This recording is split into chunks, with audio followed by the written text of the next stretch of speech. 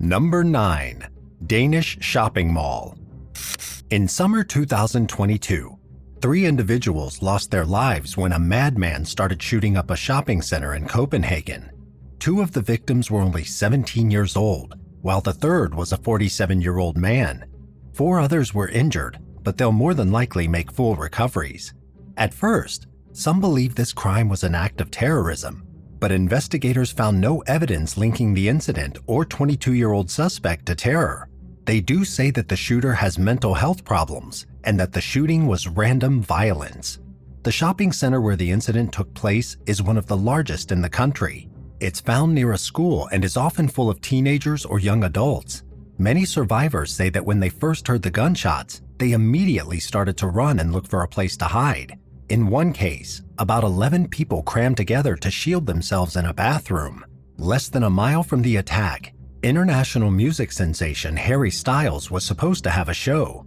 The concert venue could hold about 17,000 people at peak capacity, and a large crowd had already started gathering for the nighttime show by the time of the shooting. Police acted quickly and helped many young fans get transported home safely in case of another attack. In response to this show getting canceled, Harry put out a message on social media saying he would pray for everyone affected by the shooting. Luckily, this was an isolated incident. The shooter was arrested less than 15 minutes after the first report of gunfire. Many were shocked to hear about this crime. While gun violence and mass shooting stories in America are fairly common, no one ever expects it to happen to them or in their home country. Number 8. Self-checkout. As technology grows more advanced by the second, stores have started to utilize tech to cut expenses and liability. It seems that more often than not, self-checkout is available when shopping. For introverts who don't want to deal with people when going to the store, it's great. But there are some cons when it comes to checking yourself out. One 34-year-old woman from Michigan named Teddy Jo Marie Fleam found this out the hard way while shopping at Walmart in October 2022. She had her cart full of items and walked up to start scanning. Employees monitoring the area quickly realized that Teddy wasn't scanning everything she had taken off the shelves. When the loss prevention team confronted her, she grew agitated and claimed she hadn't done anything wrong. That's when they pulled out the videotapes. Security footage showed that Fleam had stolen well over $1,000 worth of material simply by not scanning her items in self-checkout. She was arrested after returning to her home and is now facing charges of first-degree retail fraud. If you're ever at the store and think you can pull a fast one by not scanning some items, just know you're being watched. It might not even be by an employee either. Walmart and other superstores use advanced AI technology to track not only assisted checkout stations with clerks, but self-checkout as well. So remember, they're always watching, even at Walmart. Number 7. Big money. A lot of criminals don't feel bad for the crimes they commit until they're caught. If no one had ever realized what they were up to, they probably would have kept doing what they were doing. This is likely the same situation with 35-year-old Carrie Ann Shook. Carrie was arrested in April 2022 at the Century Plaza Shopping Center after police followed her trail of robberies. Over a period of multiple months, the woman hit up several major stores and stole thousands of dollars worth of items. In total, it was just under $10,000. She'd visit places like Kohl's, Target, Ulta, and more in her area of West Mifflin, Pennsylvania. Shook is now being held in police custody in the Allegheny County Jail. It's unclear what her sentence will be, but considering the amount of goods she stole, there will likely be some prison time in Carrie's future. Number 6. Black Friday. After stuffing their faces full of turkey and side dishes on Thanksgiving, many Americans have to gear up and prepare to face a season full of holiday deals and discounts during the infamous Black Friday. On this special occasion, stores from across the country give heavy price reductions on select items. In years past, the event has gathered large groups of people lining up outside of store buildings, but more recently, with the rise of online shopping, the crowds have thinned out. This wasn't the case in November 2016, though. During Black Friday at a Walmart location in San Antonio, Texas, all hell broke loose. It started when 21-year-old Tellez Juarez was apparently beating a woman inside her vehicle. A kind-hearted witness saw the young man grabbing her hair and violently punching her, so they tried to stop him by shouting from their own car. In response, Tellez pulled out a gun and fired at the man. He hit the Good Samaritan in the neck, and the man died at the scene. Another gunshot hit an unrelated woman that was standing nearby. Luckily, her injury didn't claim her life. After realizing what he'd done, Tellez tried to escape. He didn't get far though, since a helicopter was following his trail. The shooter was arrested and charged for murder. Who knows what was going on in Tellez Juarez's head? Perhaps he was frustrated by the holiday deals, or maybe the store was sold out of a product. Either way, there's no excuse for what he did, and now he'll have to pay for his actions behind bars. Number 5. Stray bullet. Quinceañeras are special celebrations in Hispanic culture and represent the turning point for a young girl becoming a young woman. It's a thrilling time for many, but 14-year-old Valentina Orellana Peralta's excitement was tragically cut short while shopping for her quinceañera dress on December 23, 2021.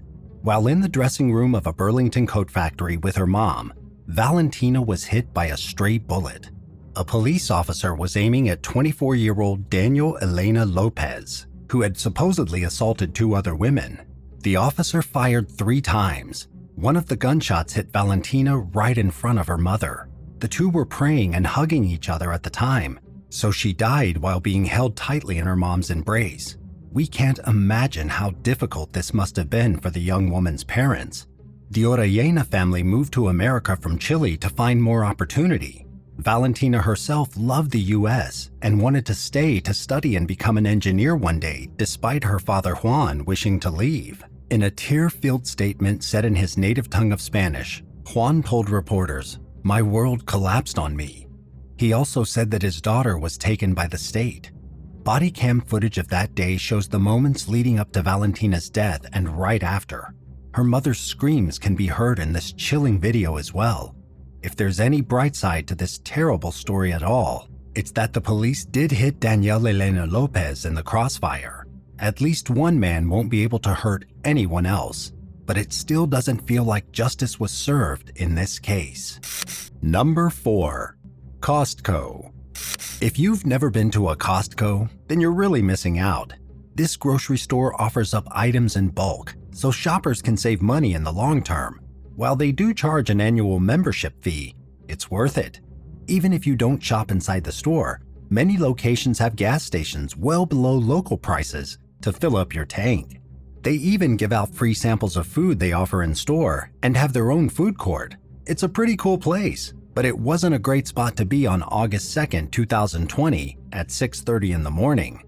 At a Costco location in Issaquah, Washington, a group of men rammed their vehicle into the store's walls. They then got out of the truck that they had stolen, then started shooting at the jewelry case. The glass was shattered, and the suspects were able to steal some of the product inside. It's believed that in total, the store lost about $800,000 that day with all the damages and items stolen. Luckily, the Costco wasn't open to the public at the time of the robbery. Only a few employees were inside during the incident, and it seems like no one was hurt. 2 out of the 3 men have been identified and arrested. The ones in custody are Joseph E. Jacobs and Abdul Qasim Ray Zahir. They have both been formally charged with robbery, firearm enhancement, and more. It's unclear if the third suspect in this case was ever identified. Number 3. Walmart. If you've ever been to one of these stores, then you know that Walmart isn't exactly fancy or glamorous. It's a running joke online that the superstore draws in all kinds of people, but even still, many have to buy their groceries here because they often have the best prices. In September 2022, a man in Miami got into an argument while shopping at a Walmart. This verbal disagreement quickly escalated when a gun was drawn and shots were fired. Another man who was likely involved in the initial conflict was shot and killed at the scene. Police responded fast though, and were able to arrest the shooter before he could escape the store. The victim was later identified as Noah Perez, a 19-year-old boy. His family was devastated by the news. Apparently, Noah had visited the store that day with his cousin and aunt. It's unclear what started the confrontation, but the end result remains the same. A mother lost her son, and a child lost his chance at a future. Number 2. Toy Store. On June 29, 2013, a Toys R Us store in Hamburg, New York was the scene of a murder. At 3:55 in the morning that day, the store's assistant manager, Larry Wells, got to the property. Over the next hour or so, Larry let other employees into the building and locked the doors behind them. But one worker named Richard Shepard waited for the supervisor to let him in with no response. He even called Wells to see what was happening, but didn't get an answer. Richard walked around the side of the store to find another entrance and saw an open door, which was strange. It should have been locked, but he didn't think much of it. He went inside and started doing his work like every other day. A little bit later, the store's alarm blared, scaring the employees. When they went to the office to turn the noise off, they found Larry bleeding out. It was later revealed that someone had stabbed him. He was quickly taken to the hospital, but the damage was already done. Larry was dead. Investigators found a University of Florida Gators hat on the ground next to the victim's crime scene. The item didn't belong to any of the employees working that day, so it had to have been the killer's. To get help with the case, police asked the store's loss prevention head to show them security footage from that morning. The killer was there, but no one could see his face. All they knew was that it was a man. The case started running out of leads until cops had a eureka moment. The only person who worked at the store that they hadn't taken a DNA swab from was the loss prevention employee that helped them. This man was working closely with the case and was perfectly leading suspicions off of himself. About 100 days after Larry Wells was killed, police went to their suspect, Bernard Gruja. They forced him to give a DNA sample and later matched it with the gator cap. After searching the murderer's home, the motive behind the killing was revealed. A large stockpile full of electronics and toys was uncovered in Gruja's home. The killer was stealing from the Toys R Us and selling items online to make a profit. Larry found out about the crime, so Bernard did what he thought was best and killed him. For his crimes, the Toy Story killer received 25 years in prison. Number 1. Stop for games. Gaming is everything for some people, especially a lot of young kids.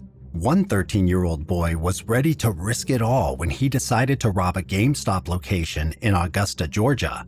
In July 2022, the boy, later identified as Bryson Walker, entered the shop at about 2:30 in the afternoon on a Saturday.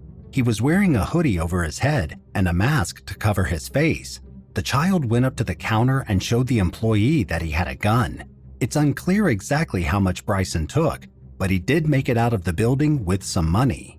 Walker was later arrested by Richmond County Police and taken into custody. Even though he's just a young child, this was a serious crime. It's believed that Bryson will be charged not as a minor, but as an adult in this armed robbery case. Hopefully, the boy will realize the severity of his mistakes and make better decisions moving forward in life. Thanks for watching. That's all for today. Do you have any crazy stories from going shopping? What would you do if someone tried to rob the store while you were inside? Let us know in the comments below. And don't forget to subscribe if you liked what you saw. We'll see you next time on Bad Badger.